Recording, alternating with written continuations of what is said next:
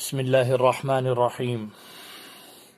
شافعی مسائل کا سلسلہ ایک لمبے عرصے سے سوال جواب کے انداز میں چل رہا ہے۔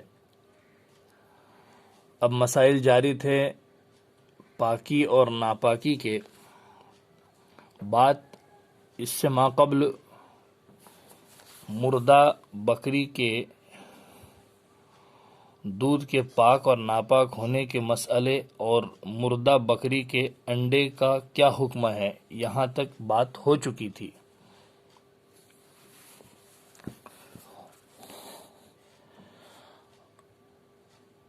اور دباغت کے مسائل بھی ذکر کیے گئے۔ اب سوال ہے، بیمار آدمی کے جسم میں دوسرے کا خون یعنی بلڈ داخل کرنا، بلڈ چڑھانا کیسا ہے؟ جائز ہے، ناجائز ہے؟ اس لیے کہ خون کو ناپاک قرار دیا۔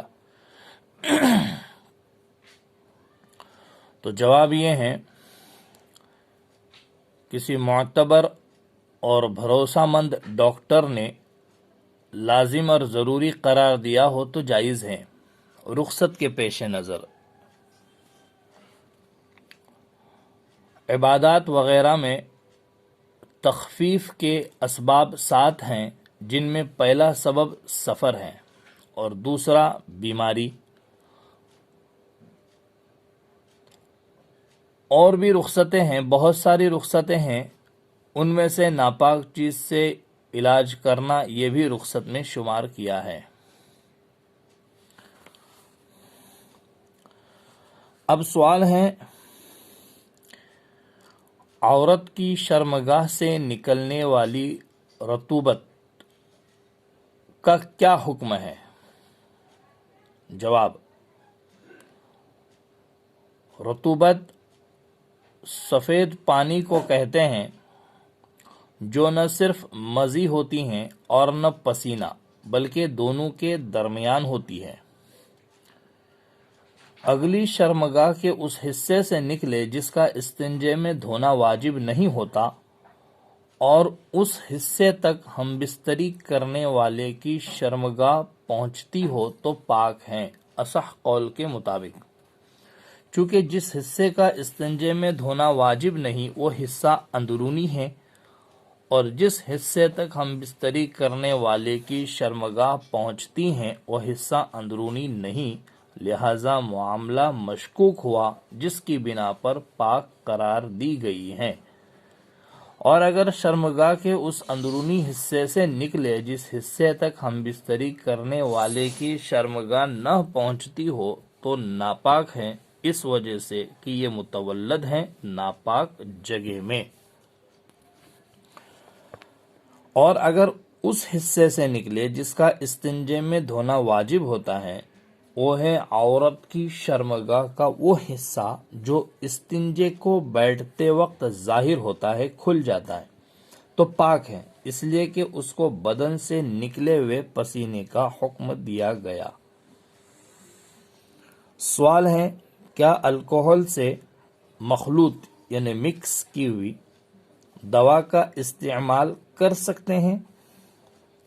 جواب، مسلمان دیندار حکیم حاذق یا مسلمان دیندار تجربے کار ڈاکٹر نے کہا ہو کہ الکحل سے مخلوط دوا کے علاوہ کوئی دوا علاج معالجے کے لیے مفید ثابت نہیں ہو سکتی اور اس کے بغیر کوئی چارہ نہ ہو، تو ایسی صورتحال میں استعمال کر سکتے ہیں۔ سوال، برش کے کارخانے میں خنزیر کی کھال کو دباغت دینے کے بعد کھال سے بال نکال کر اس سے برش بنائے جاتے ہیں، اور مان لیجئے کہ کوئی شخص وہاں نوکری کرتا ہے، ملازمت کرتا ہے، کیا اس طرح خنزیر کے بال سے برش بنانا اور اس کے لیے ملازمت یعنی نوکری کرنا جائز ہے؟ جواب، ربیع جیزی امام شافعی رحمۃ اللہ علیہ سے نقل کرتے ہیں کہ بال تابع ہیں کھال کے، لہذا بال پاک ہوگا کھال کے پاک ہونے سے اور ناپاک ہوگا اس کے ناپاک ہونے سے۔ یہ بات زیادہ قوی ہے۔ مردے کی کھال پاک ہوتی ہے دباغت دینے سے۔ کتے، خنزیر اور ان دونوں یا کسی ایک سے پیدا ہونے والے کی کھال کے علاوہ۔ اللہ تعالیٰ کا ارشاد ہے وَلَا تَعَاوَنُوا عَلَى الْإِثْمِ وَالْعُدْوَانِ وَاتَّقُوا اللَّهَ إِنَّ اللَّهَ شَدِيدُ الْعِقَابِ۔ ترجمہ ہے اور مدد نہ کرو گناہ پر اور ظلم پر، اور ڈرتے رہو اللہ سے، بے شک اللہ کا عذاب سخت ہے۔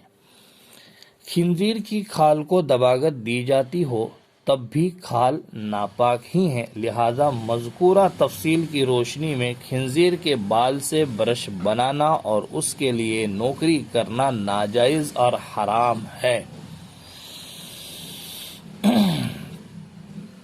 تمام مردہ جانوروں کی کھالیں پاک ہو جاتی ہے دباغت سے، کتے، خنزیر اور ان دونوں یا کسی ایک سے پیدا ہونے والے کی کھال کے علاوہ۔ لہذا کارخانے میں اگر بھینس، گائے اور گھوڑے کی کھال کو دباغت دینے کے بعد کھال اور دم کے بال سے برش بنائے جاتے ہوں اور اس میں کتے، خنزیر اور ان دونوں یا کسی ایک سے جو پیدا ہو اس کے بال کی ملاوٹ نہ ہو تو اس سے برش بنانا اور اس کے لیے ملازمت کرنا جائز ہوگی۔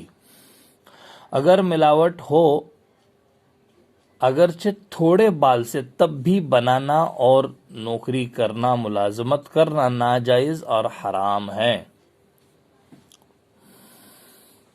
تھوڑے سے ناپاک بال کو معاف کیا گیا ہے، لیکن نجاست مغلظہ کے تھوڑے بال کو بھی معاف نہیں کیا گیا،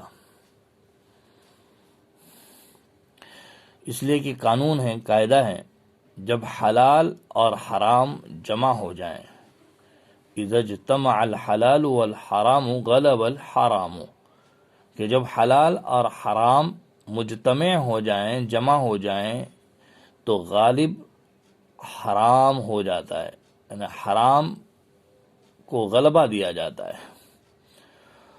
برش سے مراد چاہے اب ٹوتھ پیسٹ برش ہو یا اور وہ جو کسی چیز کی صفائی وغیرہ کے لیے استعمال کیا جاتا ہو، اس میں اور وہ چیز جس میں نجاست مغلظہ کا استعمال ہو، یہی مذکورہ احکام جاری ہوں گے جو اوپر ذکر کیے گئے۔ سوال ہے، ناپاک چیز سے قرآن کی آیت یا پھر قرآن کا